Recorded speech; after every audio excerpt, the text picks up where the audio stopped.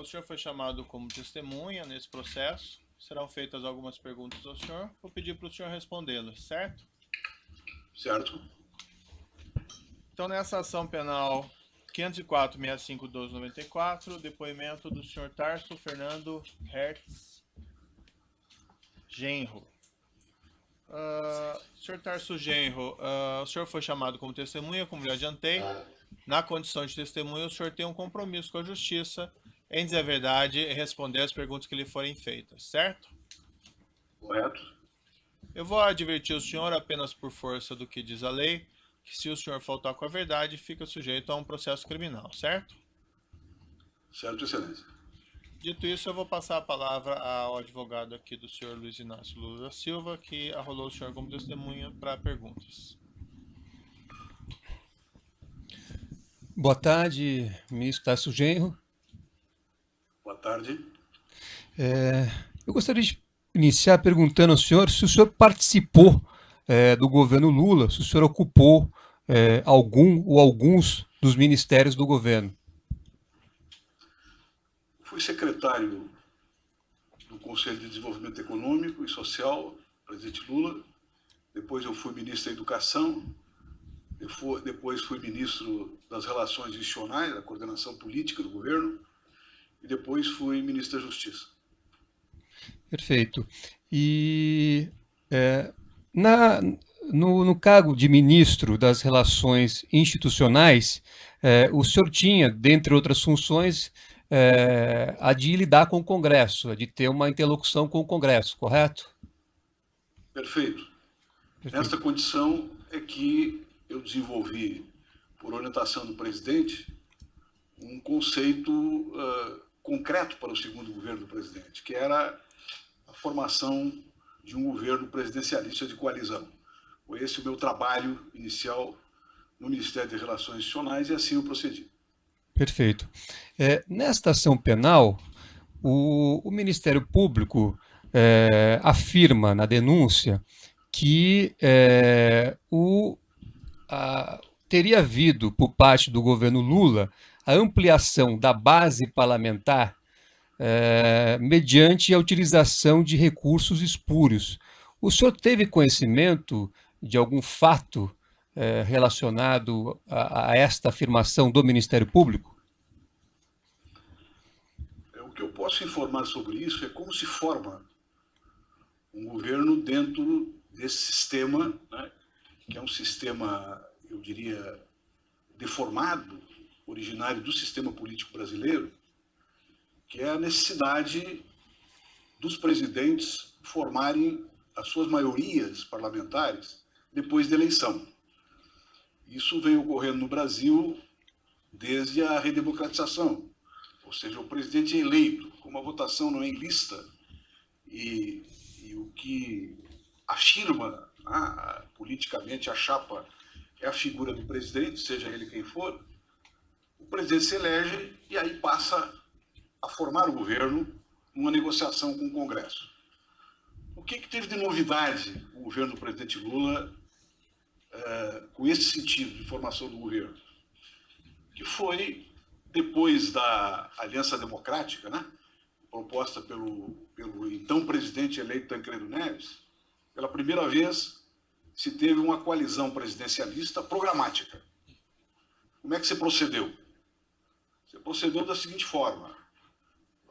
Quando eu lancei essa ideia da coalizão, do presidencialismo da coalizão, o presidente, inclusive, me pediu que fizesse uma nota para explicar para o governo o que era isso. Essa nota está aqui.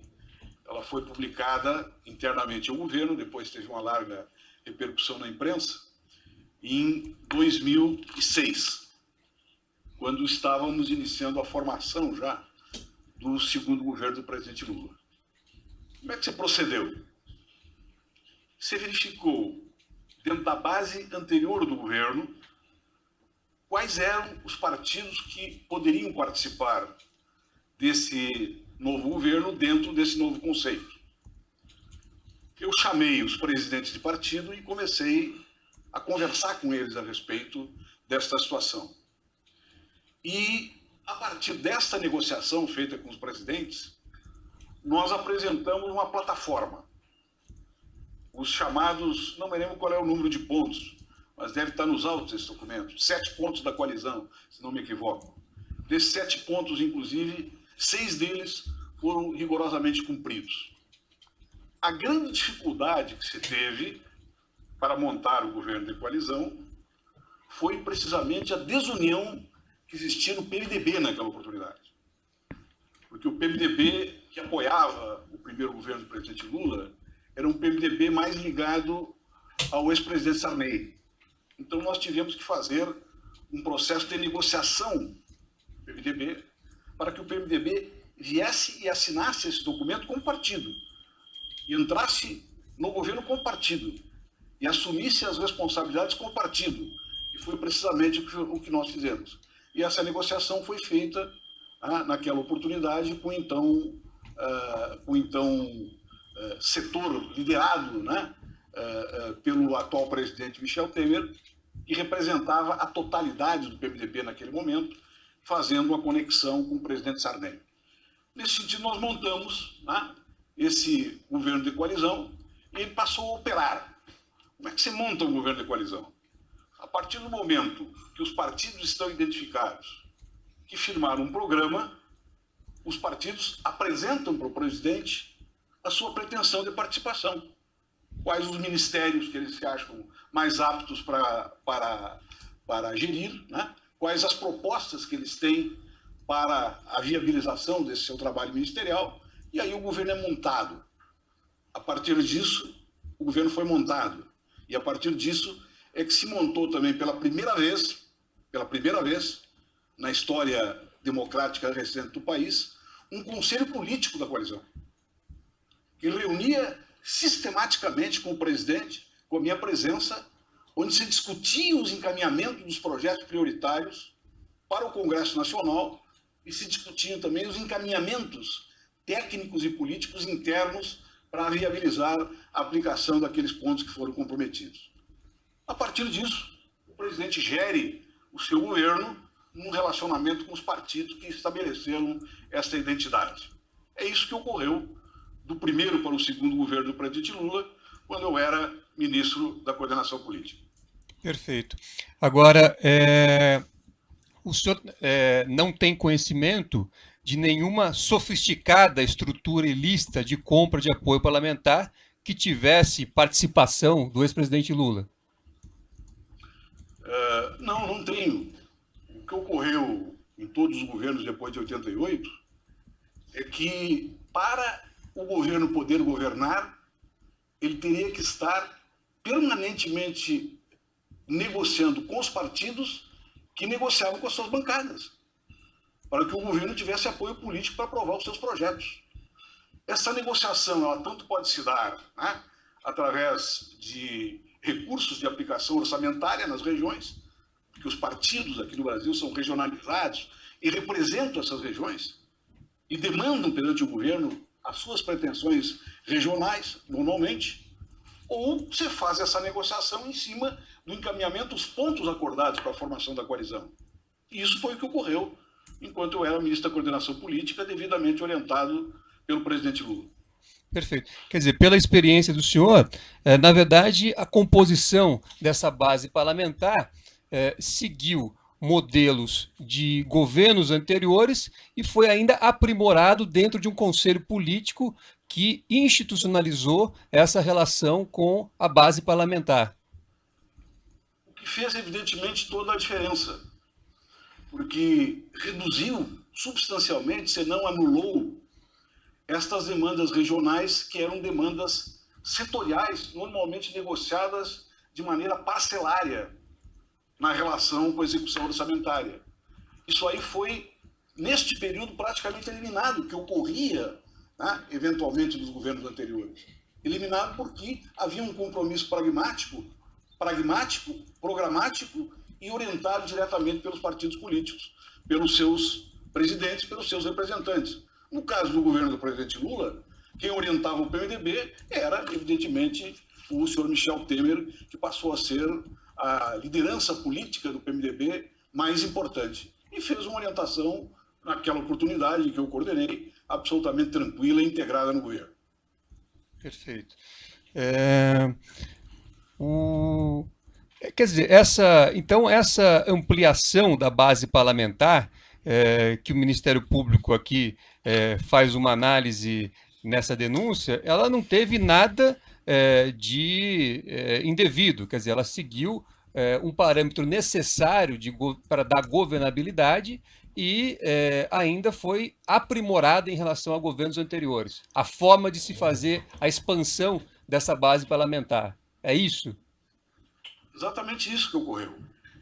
Porque, na verdade, é necessário deixar bastante claro que dentro da teoria política, né, que trata dessas questões de formação de governo, de coalizões, de gestão política do Estado, o presidencialismo de coalizão, ele por si só é uma anomalia.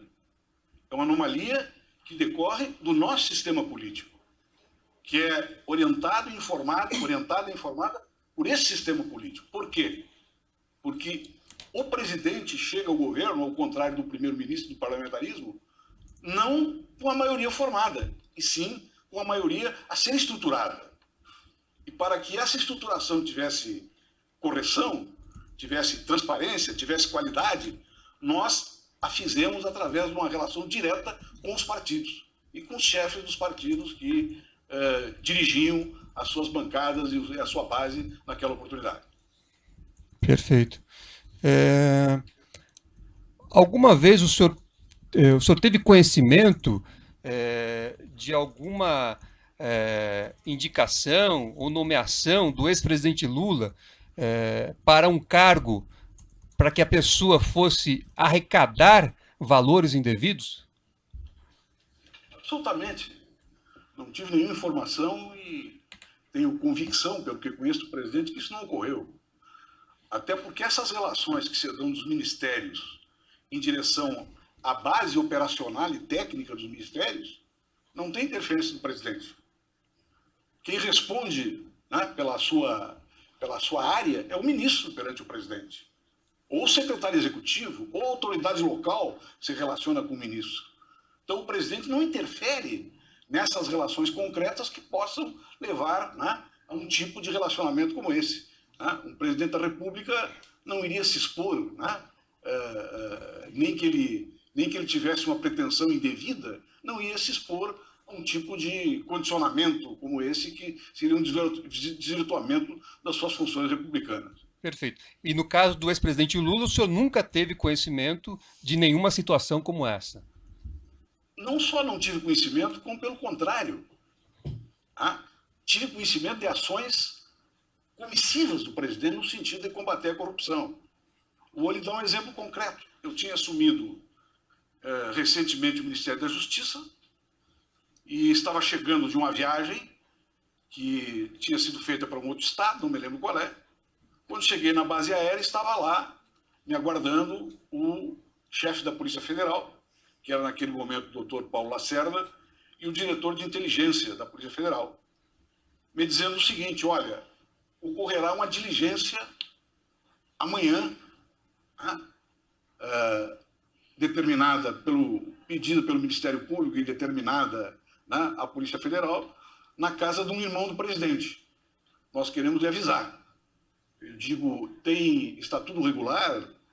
Tem uma ordem escrita, determinada? Tem orientação? Sim, está tudo feito bem. Então, que você proceda. E naquela mesma noite, cumprindo as minhas obrigações como ministro, eu procurei o presidente Lula. Já era depois da meia-noite. Disse: presidente, eu quero lhe informar que amanhã vai ocorrer, pela manhã cedo, uma diligência na casa do seu irmão. Se eu não me engano, o apelido do irmão do presidente Lula era Vavá. O presidente me perguntou: está tudo legal, tudo regular? Sim, está tudo legal, tudo regular. Então, que você proceda essa diligência. Te agradeço por me informar. Depois eu soube que, inclusive, o Vavá, conversando com o presidente, que era uma pessoa ingênua, que foi envolvida indevidamente numa diligência desnecessária, arbitrária, num assunto que ele não tinha nada a ver, que foi feito certamente para causar algum tipo de constrangimento ao presidente, o Vavá reclamou para o presidente Lula. E disse: o Lula, tu soubeste antes e tu não me avisou. Eu sei que o Tarso te avisou. O presidente, o irmão do Lula disse a ele. O presidente Lula disse, o Tarso avisou, o ministro da Justiça avisou para o presidente da República e não para o teu irmão. Esse é o presidente Lula. Perfeito. Jamais fez qualquer interferência para obstar ou evitar qualquer ação que fosse para apurar a prática de um ilícito. Também, pelo contrário, durante a minha gestão no Ministério da Justiça, nós instauramos dezenas de processos por corrupção ou por qualquer outro desvio de conduta ímpar junto à estrutura estatal brasileira, como jamais tinha havido em nenhum governo. E sempre fiz isso com estímulo total do presidente da República e com a ajuda da Controladoria Geral da União, que é onde se pautavam essas ações para a instalação dos inquéritos, normalmente quando não eram abertos inquéritos por determinação minha, por notícia-crimes que o próprio ministro da Justiça fazia.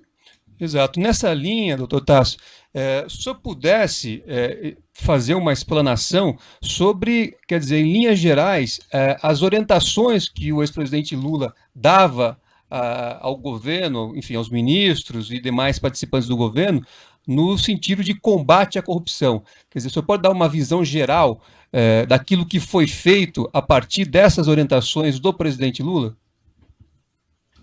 Sim. Primeiro, o presidente Lula foi quem reforçou, qualificou e estruturou a Controladoria Geral da República tal qual ela é hoje. Por determinação do presidente Lula, eu e o ministro Ágio fizemos e mandamos para o Congresso Nacional a chamada Lei Anticorrupção, que determina todos esses processos de compliance hoje que estão em voga na sociedade brasileira.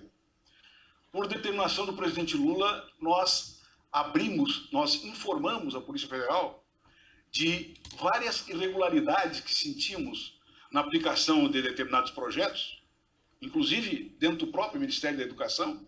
Eu mandei comunicações para a Polícia Federal a respeito de irregularidades que tinham lá dentro, e inclusive comunicados ao presidente da República, para que nós pudéssemos combater a corrupção. Nós tivemos um fortalecimento tecnológico da Polícia Federal nesse período para combater o crime em geral e combater a corrupção, como nunca tinha ocorrido. Nós instalamos, a partir do Ministério da Justiça e com relações com o Ministério Público de todo o país, os laboratórios de lavagem de dinheiro para combater a lavagem de dinheiro, laboratórios esses que estão sendo usados hoje, inclusive em muitos casos de maneira correta e eficiente, pelos órgãos do Ministério Público em vários estados. Então, o presidente tinha uma permanente preocupação com a lisura do funcionamento da máquina pública e com o combate à corrupção. Nestas relações que eu tive com o presidente, como ministro da Educação, particularmente, como ministro da Justiça e antes como ministro da Coordenação Política. E também as ações feitas, né, no tocante, no âmbito da própria Polícia Federal, objetivando dar maior eficiência às atividades policiais. O senhor próprio, como ministro, tomou diversas providências que foram importantes. O senhor poderia explicar um pouco essas providências, enfim, descentralização? Nós melhoramos os vencimentos, os salários da Polícia Federal, que estavam defasados em relação a outros órgãos de primeiro escalão, né? De primeira importância, de primeiro escalão, em termos de importância política e institucional na sociedade brasileira. Nós reestruturamos todas as estruturas tecnológicas da Polícia Federal para fazer essas investigações. Nós, inclusive, descentralizamos para que não fossem politizadas pelo próprio governo as ações da Polícia Federal no combate à corrupção nos estados, orientando, inclusive, para que os superintendentes regionais da Polícia Federal se articulassem com o Ministério Público, né?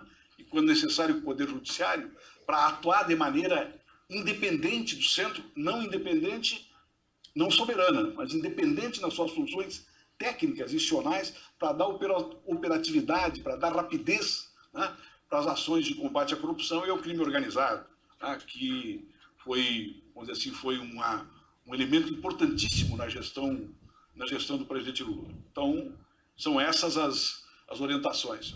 Nós, inclusive, tivemos uma orientação extremamente importante também, sacramentada numa discussão com a direção da Polícia Federal, que era o não alargamento dos inquéritos de maneira desnecessária a ponto de perder o alvo, perder a centralidade. Até um certo ponto, nós começamos a notar, eu como Ministério da Justiça, a abertura de inquéritos que envolviam fatos diferentes, que tinham conexões secundárias e que atrapalhavam, na verdade, a formação dos inquéritos. Então, nós tiramos a orientação de centralização de objetivo em cada inquérito concreto, examinado pela inteligência, examinado na relação com o Ministério Público, quando isso aí era necessário, né, para as operações da Polícia Federal, tendo um foco direto em cada caso para que esses inquéritos fossem mais rápidos, né, e tivessem, portanto, resultados mais satisfatórios na prestação de contas para a sociedade. Perfeito. Doutor Tarso, em alguma oportunidade, né, nessa sua passagem pelo governo, o senhor teve conhecimento de qualquer valor proveniente de contratos da Petrobras que tenha beneficiado o ex-presidente Lula, direta ou indiretamente? Não tenho conhecimento e não tenho nenhuma informação sobre isso, porque pelo que eu estou informado, inclusive pela imprensa e pelas informações que circulam, esse esquema de propinas da Petrobras era um esquema de propinas assentado há muitos anos, em governos anteriores ao do presidente Lula, que não foram focalizados naquele momento, não foram encontrados naquele momento. Se fossem encontrados, teriam sido respondidos da mesma forma que os demais inquéritos que nós fizemos em todo o país, buscando o objetivo da apuração e da punição dos responsáveis. Exato. Perfeito.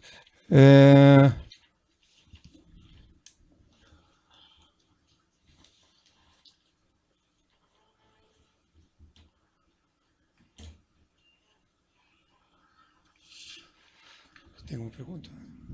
Sim. Passar.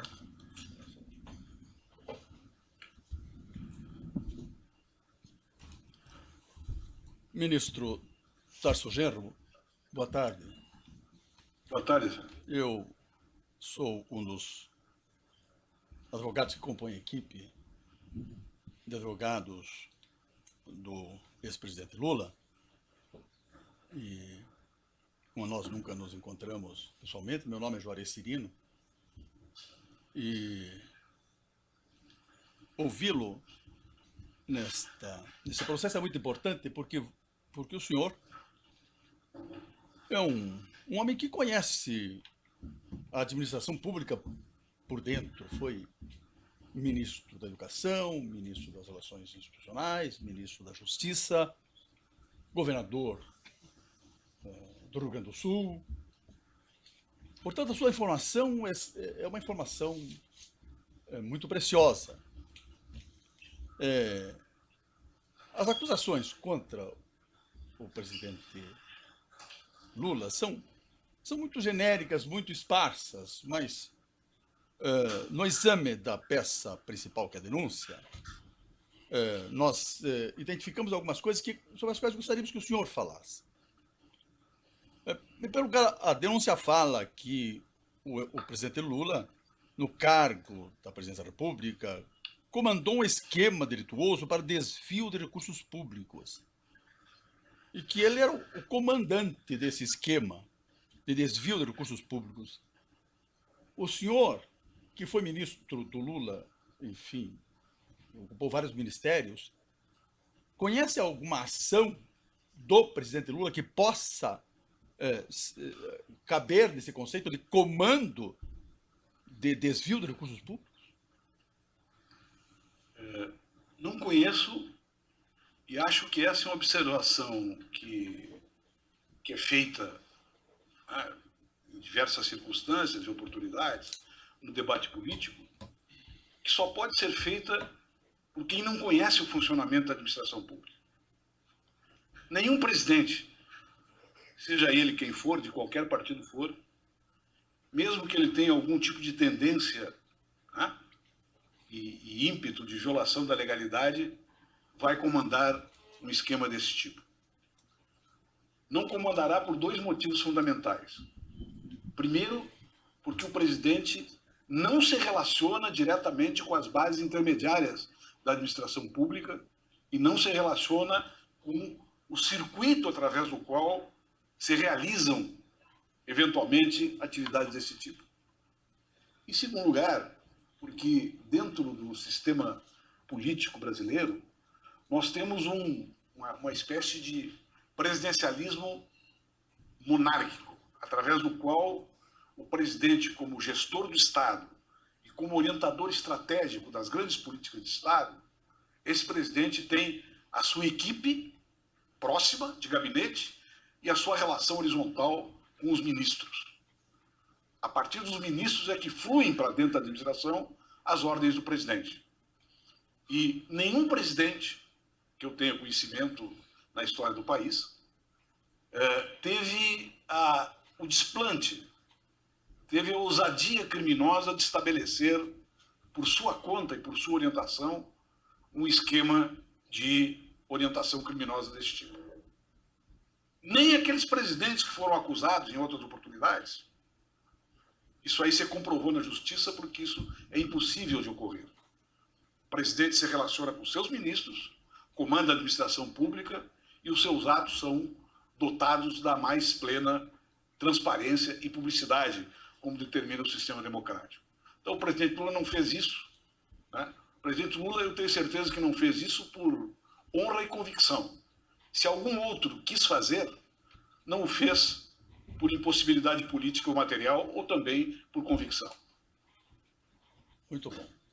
O presidente Lula também é acusado, na denúncia, de formar um colchão de recursos ilícitos para abastecer campanhas eleitorais do PT.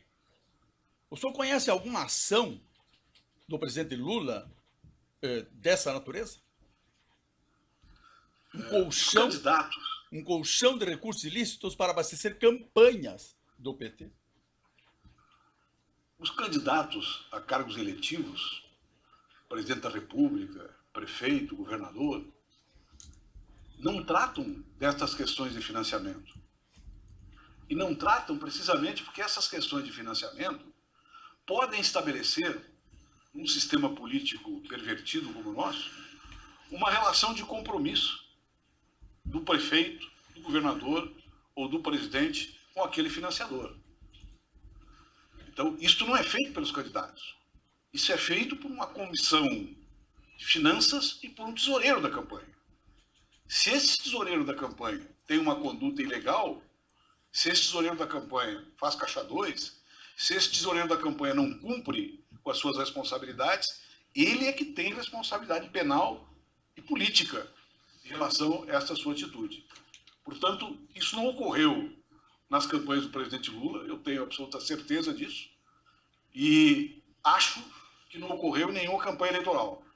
Portanto, é verdade que não tem ninguém até agora que tenha alcançado um cargo eletivo, né, que tenha sido comprometido a este nível, né, no relacionamento com financiadores de campanha. O que se vê, né, aqui no Brasil é que existe, em muitas oportunidades, em algumas eleições, e na minha opinião em todos os partidos, um sistema de caixa 2, de não registro de contribuições, que normalmente são exigências de quem doa, e não de quem recebe. E essas irregularidades, efetivamente, devem ter existido em campanhas eleitorais de todos os partidos. Nas minhas, eu tenho certeza que isso não ocorreu, porque formalmente eu orientava os meus tesoureiros para que não o fizessem. E tenho certeza que o presidente Lula também